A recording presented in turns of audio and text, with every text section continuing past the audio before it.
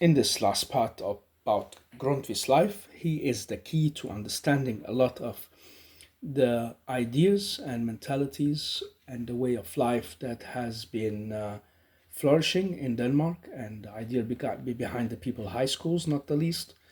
He is also a gate to understand the Lutheran Christianity and the debates that's going on inside it.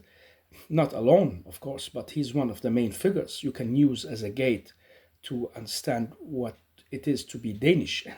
It was a thing that some people said you created that, so that's really big and huge, and it's maybe not so far from the truth because back at his time, as he would say in one of his writings, people would know what a German and a Swedish is, and people will use it in writing. But the word Danish you never see, and you might think that it is a word that I have created out of my pen. If it wasn't for 200 years ago that a book of Shakespeare talked about the Danish prince Hamlet, and that shows the thick ignorance about and the disgust for what is Danish, unfortunately, that is in our literate world. He wanted to do something about that, and he did. He talked about what it is to be public. He reached into history to bring the Danish ideals into the now.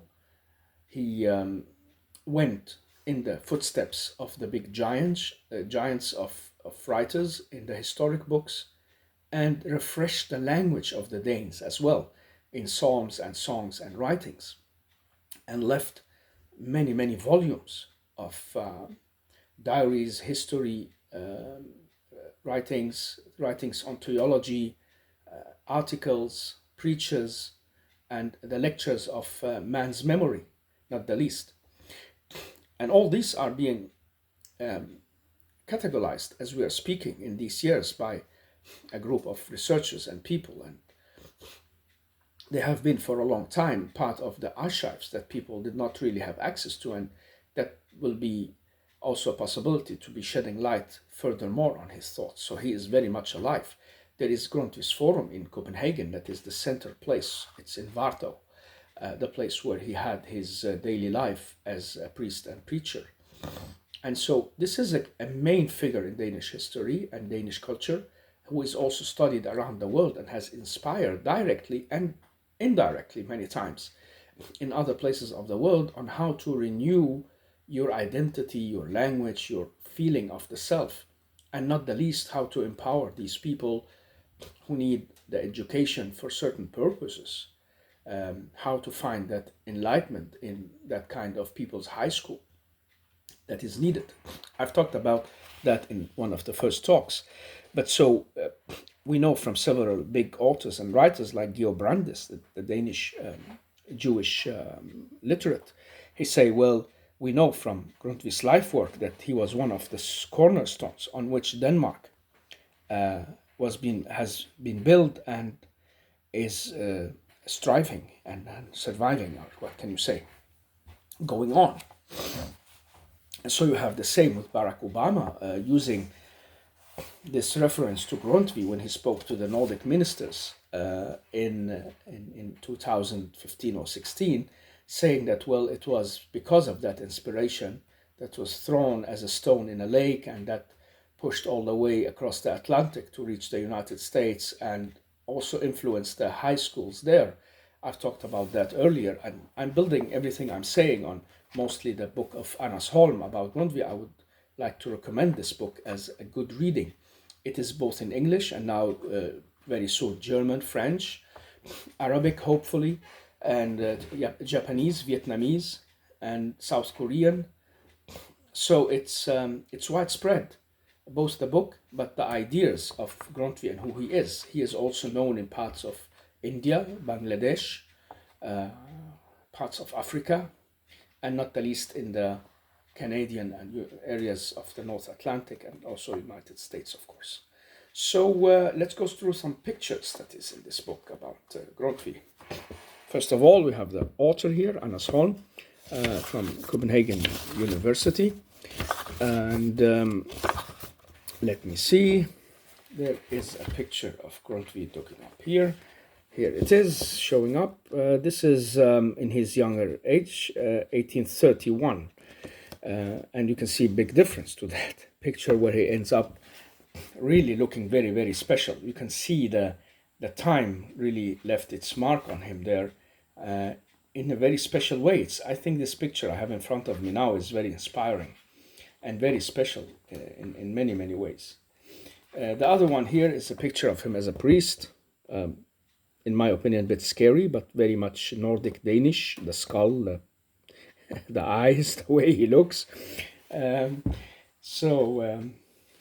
here we are, the old man. I think this picture is so fascinating. I could stop by it for minutes and minutes and not get tired of trying to read into it. That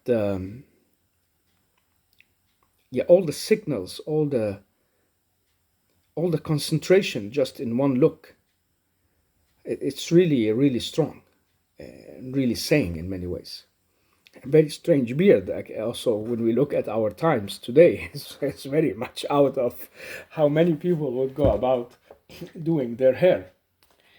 Here we have another picture of him, also from 1831, more normal looking here, we can say. And here is another from 1847. He's aging, and he has this long side hair here, as I think it also was very common for that time. We have here another picture of him as a priest from 1843. Looks more cheerful there and more like hopeful in many ways, bright in his mind. And there is also a bust, a sculpture of him in the Parliament, I guess, 1847.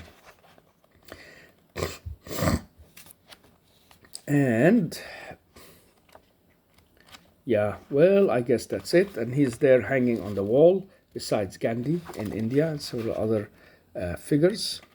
But, well, my favorite, it's that one we have in front of us, that picture of him as an old man.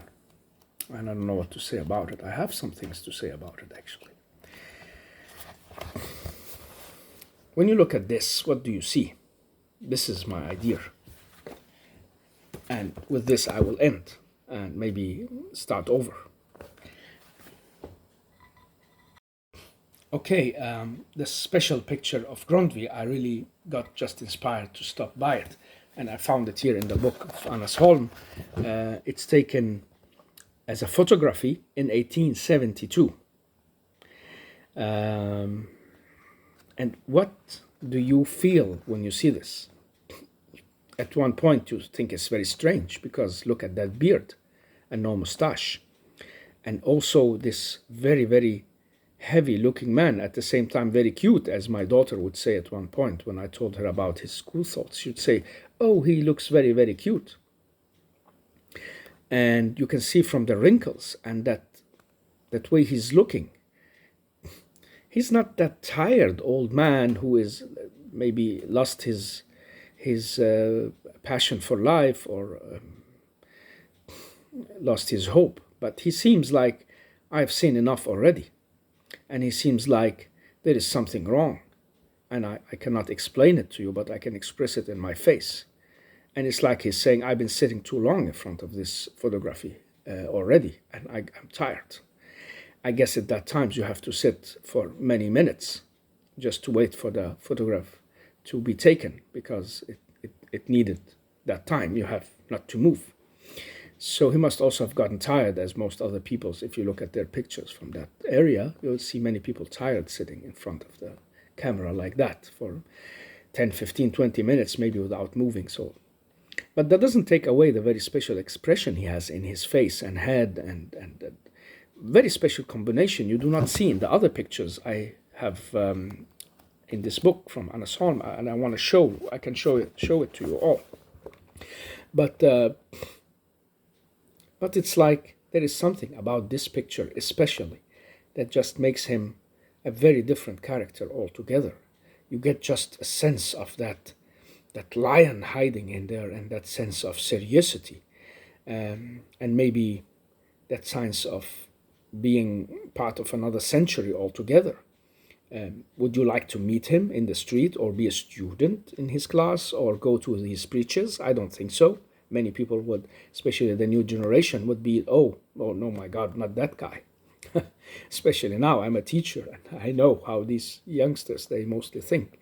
At the same time, they could view him as a very exciting, exotic experiment from the past. And maybe they'll go and touch his beard and see how he reacts, and ask him, why don't you have any mustache? So it's a different time altogether. But at the same time, you can say, well, he is interesting just by looking at him, and that he had read a lot, understood a lot, and made his way and journey through history and ideas.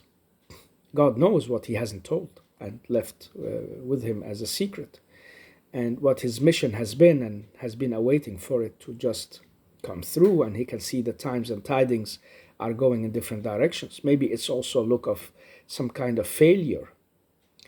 Doesn't seem so, but it's like you could see some sort of maybe indication of, I didn't really succeed in what I wanted. I don't know where my faith and my work is gone to.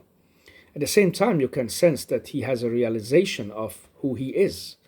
He's a decorated man, and he is very loved and liked, has a lot of popularity among people. And he seems like, well, I'm humble. I don't want to be affected by that. You can't see that kind of egoism in him there.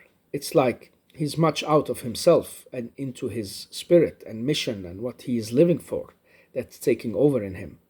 Maybe tiring him as well, because it's many hours, many years, and a lot of work and ideas he had to spread and write to the people. It's not easy to be such a man and to have lived such a life. Also 3 wives. The first one died, and he married the other one younger, 30 years younger than him, and the third one was more than 30 years younger, maybe around 40 years younger.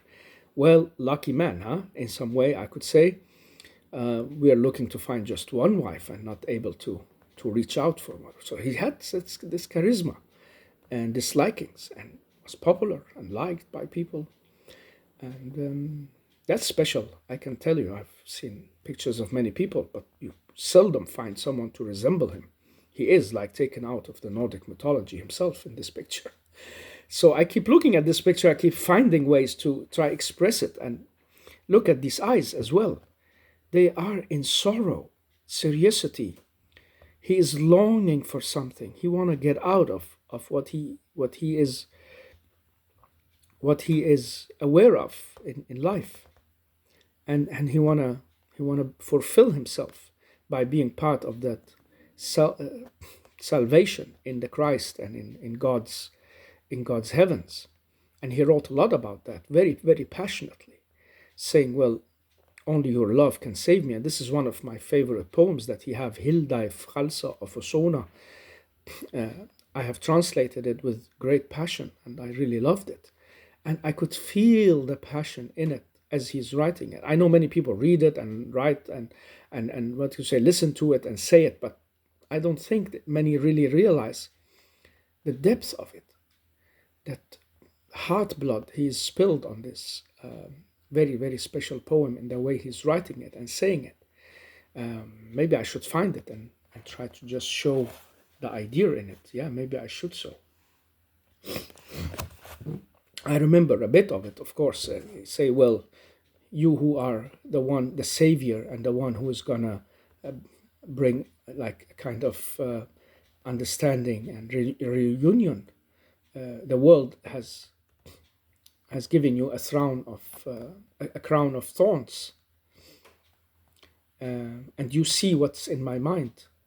I want to take over. I want to be the one instead of you. It's like, let me share your pain in many ways. And then later he said the love, that inspiration, that what can you say, that that enlightenment in the heart is stronger than any pain or anything I'm facing in life. And He's just longing. He's just longing to come to that eternity, going to be one with the light and the bearer of light. And seen in that perspective, you really understand how the passion for Christ and Christianity has lived on.